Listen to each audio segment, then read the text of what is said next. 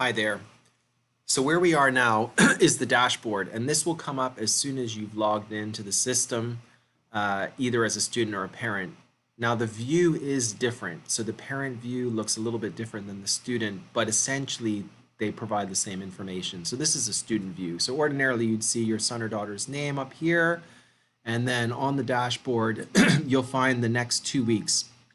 And more frequently, teachers will be posting on here. So this is the best way for you as a parent to follow along with your son or daughter on what's coming up in terms of projects and information.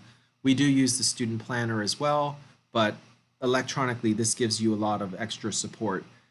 You'll see that for this particular class, P5 French has a quiz. If I hover on the eye, it'll actually open up and there can be more information. In this case, there's a link which will take you on to the relevant page.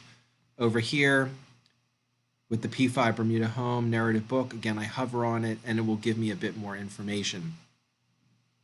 You'll see as you work down the page that it has upcoming events and deadlines, and that just kind of works through all the latest activity that's taken place in the various classes. So the dashboard's a great starting place to check in and see what's going on with your son or daughter curricularly.